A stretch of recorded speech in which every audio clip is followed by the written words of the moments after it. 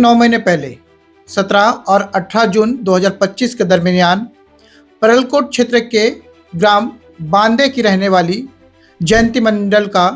बेहद बेरहमी से हत्या कर दी गई थी। आप सबको याद ही होगा, बड़गांव क्षेत्र के हुलघाट के जंगल में जयंती मंडल की पत्थर से कुचलकर हत्या कर दी गई थी। बड़े ही बेरहमी से उनकी हत्या की गई थी। उसके बाद से लगातार पुलिस छानबीन कर रही थी और पुलिस को कोई सफलता हाथ नहीं लग रही थी, जिसके बाद क्राइम ब्रांच का सहारा लेना पड़ा, साइबर सेल का सहारा लेना पड़ा और उसके बाद अब जो है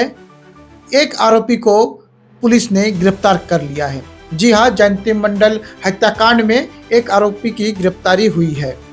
दरअसल हत्याकांड के बाद जयंती मंडल का मोबाइल और उसकी एक डायरी और साथ में उसकी स्कूटी वहाँ से बहुत दूर कोड़े कुर्सी में पाई गई थी, जिसके बाद लगातार पुलिस छानबीन कर रही थी और पुलिस जयंती मंडल के मोबाइल की और उस डायरी की खोज कर रही थी जो उसके पास थी। आरोपियों ने एक लंबे समय तक मोबाइल को बंद रखा, पर जब वो मोबाइल चालू किया गया तब साइबर सेल ने उस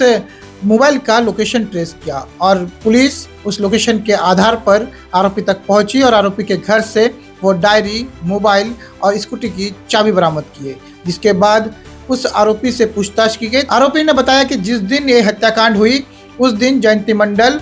आरोपी के घर पे आई हुई थी, क्योंकि आरोपी जो है वो ईंटा बनाने का काम करता था, इसलिए ईंटा बनाने का साँचा लेकर जयंती मंडल उनके घर पहुंची हुई थी। और चूंकि जयंती मंडल जो है वो मितानिन के साथ साथ उस क्षेत्र में कई सारे प्रधानमंत्री आवास का निर्माण कार्य भी करवा रही थी और इसी के तहत उसने कई घरों में मटेरियल भी डलवा के रखा था। आरोपी ने कहा, चलो दीदी, मैं आपको नए 2, 3, 4 जगह ऐसे बताऊंगा जहां पर अभी काम शुरू होना है और उसके एवज में आप मुझे कुछ कमीशन देना। जिसके बाद आरोपी और जयंती मंडल दोनों हुलघाट की ओर निकल पड़े और हुलघाट में पहुंचकर जब आरोपी जयंती मंडल को जंगल की ओर ले जा रहा था तब जयंती मंडल ने पूछा कि हम जंगल की ओर क्यों जा रहे हैं। तब आरोपी ने बताया कि दीदी, आगे ही उनकी लाड़ी है जहां पर वो घर बनना है, तो चलो हम उनसे बात करेंगे और उस घर का हम निर्माण करवाएंगे और आप मुझे 20,000 रुपया कमीशन देना। इसी के बात पर फिर दोनों में कहा सुनी हो गई कमीशन की बात पर। जैसा कि आरोपी ने बताया है उसके अनुसार कि इस छोटे से बात पर उन दोनों की कहा सुनी होने लगी कमीशन की बात को लेकर, जिसके बाद जयंती मंडल वहां से वापस आ रही थी और आरोपी ने एक बड़ा सा पत्थर लेकर पहले उसके सर पर फेंका। जैसे ही वो पत्थर जयंती मंडल के सर पर लगी तो वहां पर जयंती मंडल गिर गई और उसके बाद आरोपी बड़ा सा पत्थर लेकर उसके चेहरे को कुचलने की कोशिश की और उसके बाद आरोपी एक बड़ा सा पत्थर लेकर जयंती मंडल के चेहरे पर दे मारा, जिससे जयंती मंडल की मौके पर ही मौत हो गई और वो वहां से स्कूटी लेकर फरार हो गया। उसके बाद स्कूटी को वो कोड़े कुर्सी गांव में छोड़कर अपने घर भाग गया।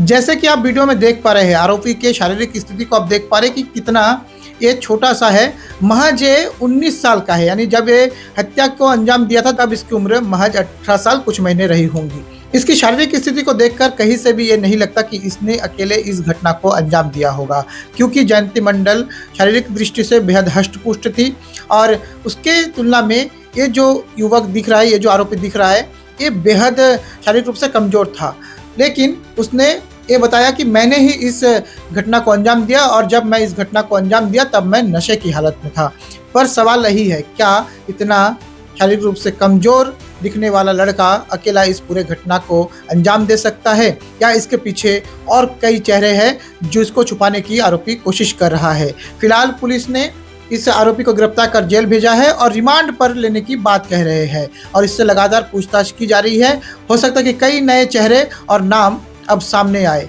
लेकिन जिस तरीके से जयंती मंडल की हत्या की गई थी वो बेहद निंदनीय है और पुलिस को भी बेहद मशक्कत करनी पड़ी इस आरोपी को गिरफ्तार करने में। जयंती मंडल हत्याकांड में जिस आरोपी का नाम सामने आया है उस आरोपी का नाम है तारक चंदू उर्फ तारा, जो बड़गांव क्षेत्र के सोनपाल गांव का रहने वाला है और ग्रामीणों ने बताया कि इसके और भी कई सारे कारनामे हैं, जिसके चलते उसको ग्रामीणों ने पिछले 7 महीने से अपने समाज से और गांव से बहिष्कार करके रखा है। दरअसल ये एक आदतन अपराधी है और लगातार वो चोरी, मारपीट जैसी घटनाओं को अंजाम देते हुए आ रहा था।